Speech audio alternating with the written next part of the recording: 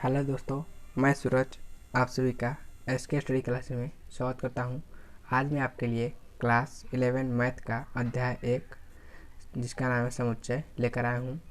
इसके पहले वाली वीडियो में इसकी से रिलेटेड जो प्रश्नावली 1.2 था उसको हमने हल किया था और इसमें हम लोग प्रश्नावली 1.3 को हल करना था।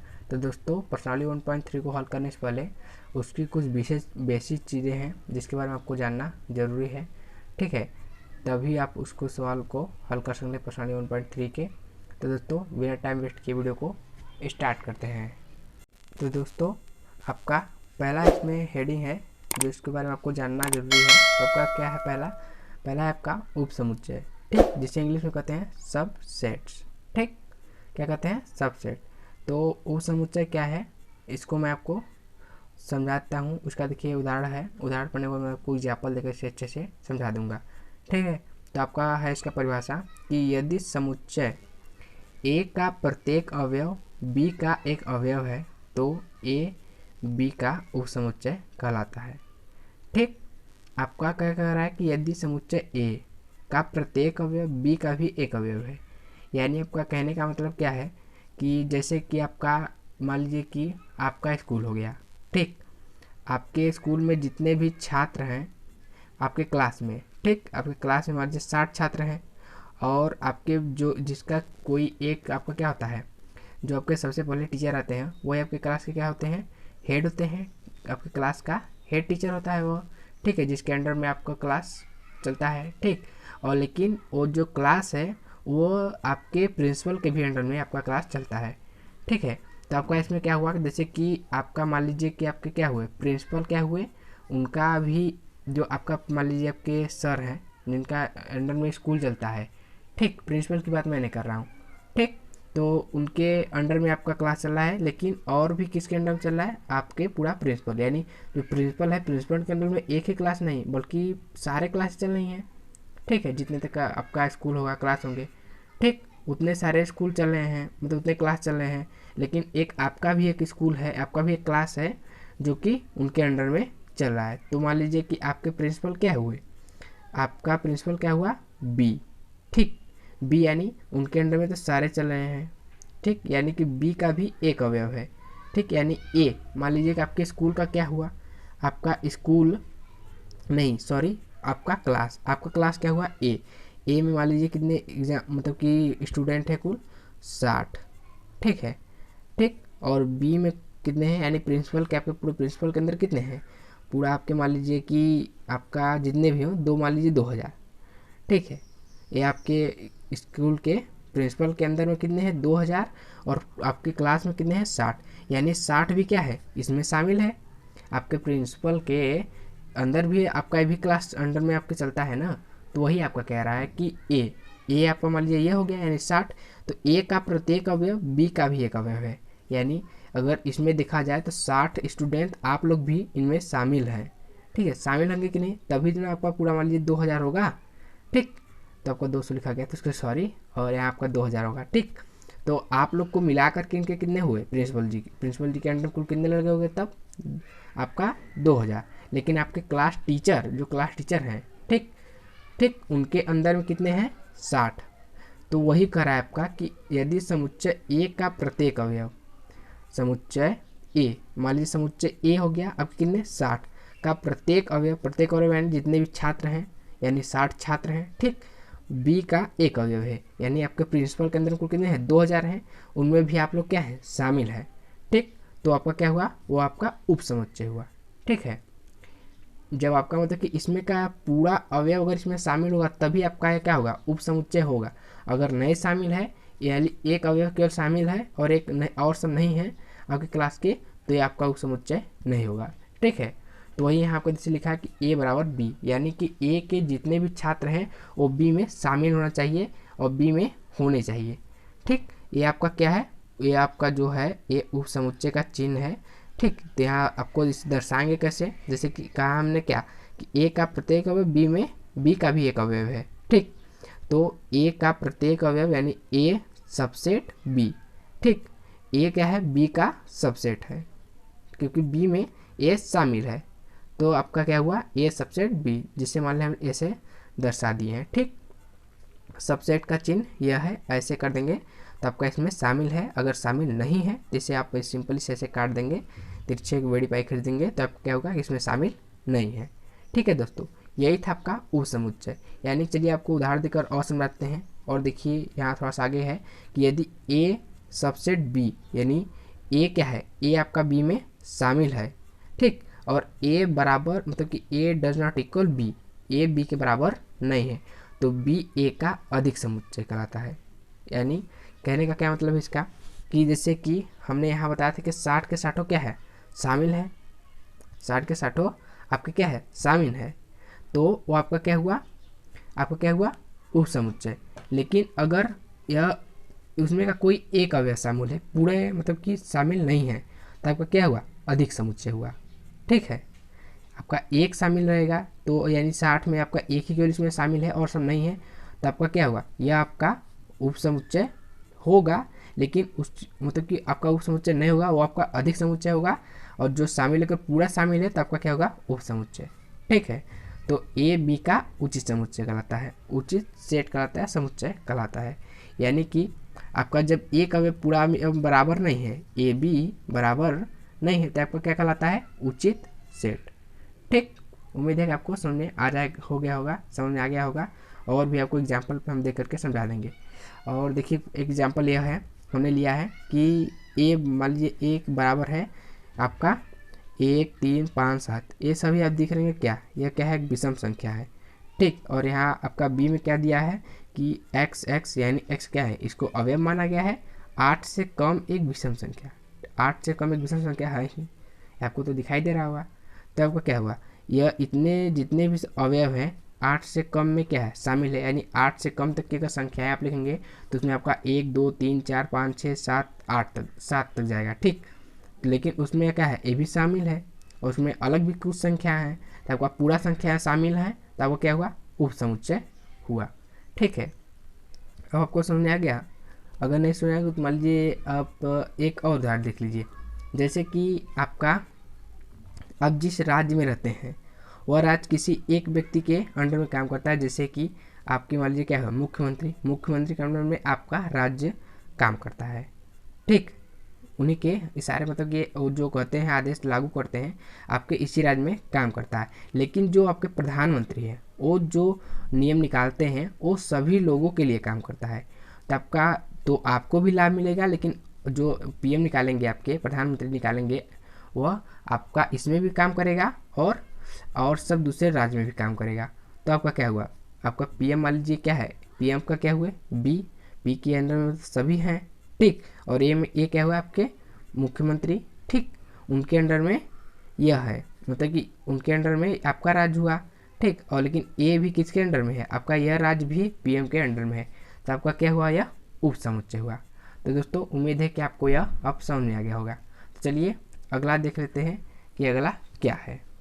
ठीक, तो अगला है आपका घात समुच्चय। घात समुच्चय क्या होता है इसके बारे में आपको बता दूं, तो चलिए पहले परिभाषा देख लेते हैं।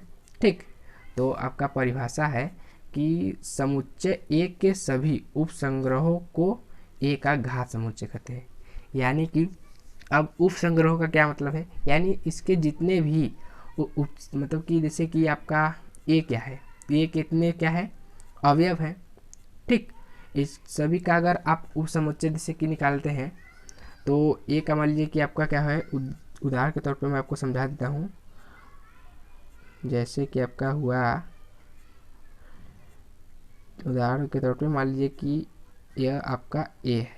ठीक, और ए बराबर आपका क्या है, आपका मान लीजिए 1 2 3 4, एक मैं अलग उदाहरण दिखा दे रहा हूँ आपको। ठीक, तो इन सभी का उपसमुच्चय आपको निकालना होगा। जैसे कि आपका उपसमुच्चय क्या होगा, देखिए अब देखिए अपने से, एक आपका क्या होगा, उपसमुच्चय होगा, एक भी इसमें शामिल है। हमने वही आपका बताया था उपसमुच्चय में कि क्या होता है कि ए का मतलब कि ए का प्रत्येक अवयव आपका बी में शामिल होना चाहिए। तो यानी मान लीजिए इसका कोई भी नाम है, आपका सी नाम है, आपका इसमें क्या है, शामिल है। ठीक, और आपका ऐसे इसको कर सकते हैं 2 भी, और आपके यहाँ 3 भी। ठीक, और यहाँ आपका 4 भी। ठीक, इतने 4 तो आपका हो गया। देखिए और भी बन सकते हैं, क्या क्या हो सकता है आपका उप समुच्चय ग्रुप में। एक के साथ क्या क्या हो सकता है, 1 2, यह आपका हुआ एक उप समुच्चय, और 1 3 यह आपका एक हुआ, और 1 4 यह आपका उप समुच्चय हुआ।